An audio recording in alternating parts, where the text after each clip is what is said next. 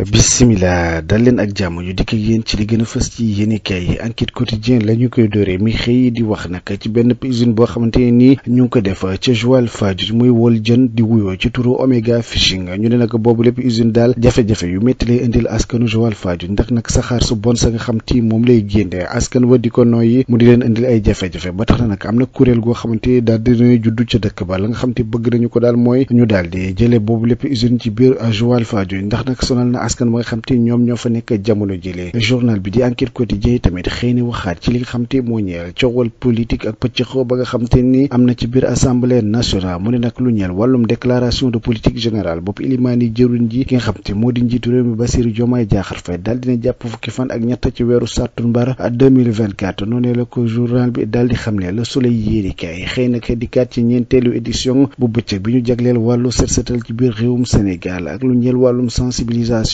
la nga xam te ni bëgg nañ ko jamono ji nag mooy freiner l'hécatombe des noyades et accidents maanaam lab gi nga xam te ne ak accident yu métti yi am ci biir réewum Sénégal ñu daal di koy dakkal noonu la ko Le Soleil yéenekaay daal di xam ne mu ne nag Matam ñoom pare nañu ngir dalal ki nga xam te moo di ilimaani jëwriñ ji di Ousmane Sonko waaye tamit plage yi nga xam te tere nañ leen ci biir réewum Sénégal am na ci ñooñ ñoo xamante dañuy dem nag di fa sangoo te lu ni mel nag mën leen a indil ay jiyee waaye tamit luy toll ko juróom-ñaar téeméeri nit ñoo xam te faatu nañ ci at mu nekk ci biir yooni Sénégal loolee dañu koy nemmeeku waaye tamit 2% de PIB perdu dépollution de la baie de Hann malgré le retard des travaux avance noonu la ko journal bii di Le Soleil yéenekaay daal di xamle Libération yéenekaay xëy nag moom dikkaat ci li nga xam te ni moo nekk coowal Cheikhna Keita mu ne arrêté hier après un ordre de conduite émis par le parquet suite à ses auditions à la DIC moom nag ba xam te ni waa DIC daal di nañ koy déglu ci coow li nga xam te yëkkati woon na ko moom commissaire Cheikhna Keita ba mu nekk ki nga xam te moo di ilimaani jëwriñ ji ak président de la république dañu doon xeex bu métti ci biir palais de la république nag lu ni mel na tax na nag moom ni ki démb daal dinañu koy woo daal di koy teg loxo yóbbu ko ca kaaf ki nga xam te moom moo di président bu mouvement force dooleel askan bi moom nag dana am retour de parquet ni ki altine jëlee ndax ñu daal di xool na nga xam te noonee la ñuy def ay mbiram waaye tamit journal bi di Libération yéenekaay daal di ci yokk ne le parquet compte demander l'ouverture d'une information judiciaire pour diffuseur de fausses nouvelles et requérir le mandat de dépôt maanaam xool képp koo xamante ni daal di ngay bëral ay xabaar yoo xamante ni dëgguwul ci mbir moomu li waaye tamit daal di ko yóbbu ci mandat de dépôt moom commissaire Cheikhna Keita noonu la ko journal bi di Libération yéenekaay daal di xam ne journal bi tamit dikkaan na ci li nga xamante ni moo ñeel wàllum déclaration de politique générale mu ne Diomaye fait plier Amadou Mame Diop et compagnie ñi nga xam te ñoom ñoo di Amadou Mame Diop ak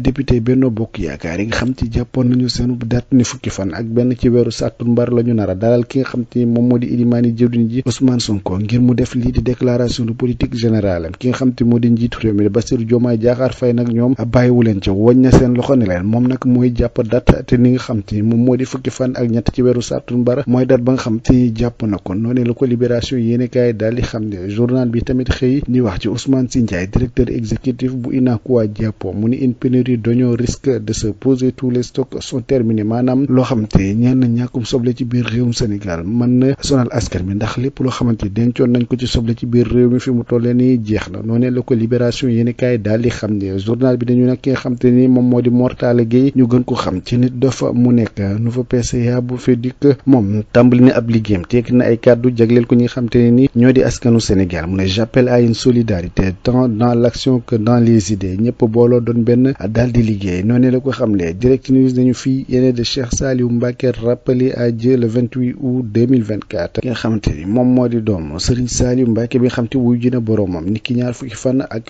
juróom-ñett ci weeru août 2024 moom nag mu ne il était une fois soxna Asto Walo Mbacké kan moo nekkoon soxna Asto Walo la nga xamante ni ràññeeku woon na ko loo ci jaamu boroomam waaye tamit ci ak jupp ak la nga xamante ni noonee la doon kennale sunu borom journal bi di Direct News xëy na dikkaat ci dunduk soxna Asto Walo di leer ci Serigne Saliou Mbacké Walfadjri Quotidien moom itamit xëy ci wàllum déclaration de politique générale ba nga xamante ni njiitu réew mi Bassirou Diomaye Diakhar Faye ñikki fukki fan ak ñett ci weeru sàttumbar la ko fas yéene amal mu ne le jeu trouble de Diomaye des aveux de Sonko ou sale tour aux députés waaye tamit la crédibilité du premier ministre en question ndax li nga xam te moom moo di crédibilité ilimaani jëriñ ji Ousmane Sonko fi mu toll nii do mooy li nga xam te moom moo nekk enjeu Walfadjri Quotidien moo xamle mbir moomule waaye tamit le grand panel xëy na dikkaat ci mbir moomule mu ne date d'ouverture de la session extraordinaire et de la déclaration de politique générale mu ne les consensus consensus la nga xamante ni mënees na ko ci jàpp jamono yi jële daal mooy constitution bi moom moo daal di tranché en faveur de l'exécutif waaye député yi nga xamante ni daal di nañ leen ni convoqué plénière niki altine ak àllarba déclaration de politique générale bi ñu ngi ko programme niki fukki fan ak ñett ci weeru sàttumbar bi ñu nekk noonu la ko journal bii di le grand panel daal di xam li xëy fësal ci xët bu njëkk nataalu njiitu réew mi Bassirou Diomaye Diakhar Faye ak bopp président bopp assemblée nationale di Amadou Mame Diop waaye tamit la nga xamante ni nemmeeku nañ ko ci biir réewum Sénégal face à la pression fiscale et les taxes les boulangers prédisent une crise du pain ñi nga xam te ñooy yëngatu ci wàllum lakk mburu ñu ne nag boo moytuwul danañ am ay jafe-jafe ci li nga xam te moom moo di mburu mi la koy indi nag du lenn lu dul li nga xam te moom moo di pression fiscale bi nga xam te ni am na ci yenn këru liggéeyukaay Sud Quotidien nañu nag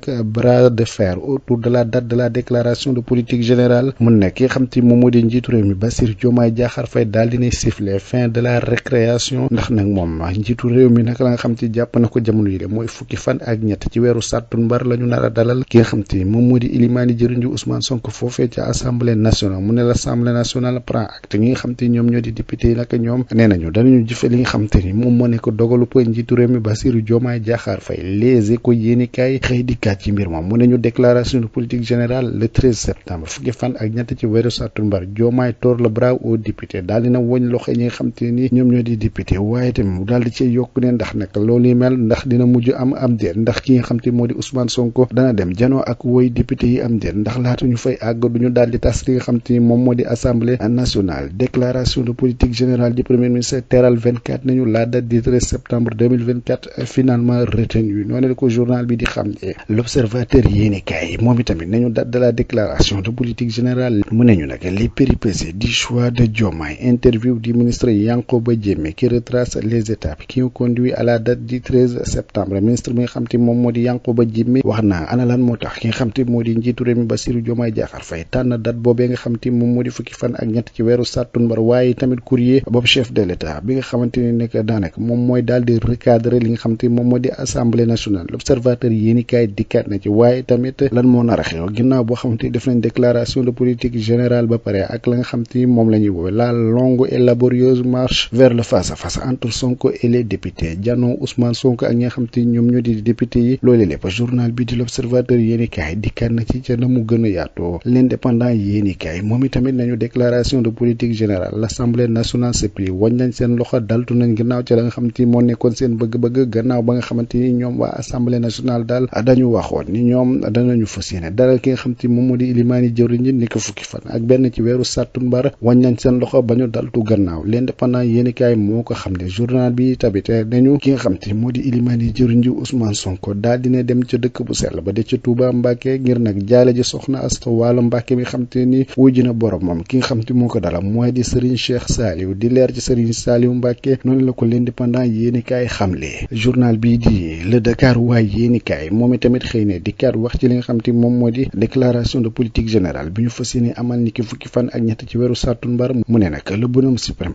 entretient-il un faux suspense maanaam ñi nga xam te ñoo nekk ci boppu réew mi di ilimaani jëruñ ji Ousmane Sonko ak njiitu réew mi Bassirou Diomaye Diakhar Faye ndax nay nekkul ab suspense la ñu nar a amal ñi nga xam te ni ñoom ñoo di askan wi jamono jële waaye tamit journal bi di kan ci coow li nga xam te ni mooy juddu ci wàllu mburu mi ci biir réewum Sénégal ak ñi nga xam te ñoom ñoo di lakkatu mburu yi nee nañu nag boo moytul daal mburu nar nañ manqué ci réewum Sénégal danañu dugg ci bés yoo xamante ni ñi nga xam te ñoom ci yëngatu mën nañoo banque seen yoxo bañatee lakk mburu ndax nag ñoom pression fiscale daf leen sonal lool jamono jële l'évidence quotidien moom itamit xëy wax ci lu ñeel wàllum plateau médical sénégalais mu ne nag lan la nguurug Sénégal di xaar ci li nga xam te ni moom la ñuy woowee naturopathie ki nga xam te moo xamle lu nu mel di docteur Abdourahmane Diallo ma nga xam te moom nee na nag pare na ngir daal di indi li nga xam te moo di expertise am ci lu ñeel wàllum wér-gi-yaram gi ci biir réewum Sénégal L'As quotidien xëy wax li nga xam te moo ñeel éliminatoire Coupe d'Afrique l'heure de partir avant l'heure pour Cissé ki nga xam te moom moo di Aliou Cissé nag di tàggat gayndey Sénégal fi mu toll ni bëri na ñoo xam te ñu ngi koy ŋàññi ni ki démb nag Sénégal ak Burkina daanaka dañoo ndar képp benn bal ku ci nekk daal di dugal sa morom boobu lépp match nag ñu doon ko joué ci réewum Sénégal ca fa nga xam te moom moo di Diamniadio noonu la ko journal bi daal di xamle mbokk yi mu nekkoon li gënoon a fës ci yéenikaay ñu doon leen ko dëgtal di leen jox dig daje ëllëg incha allah jërë ngeen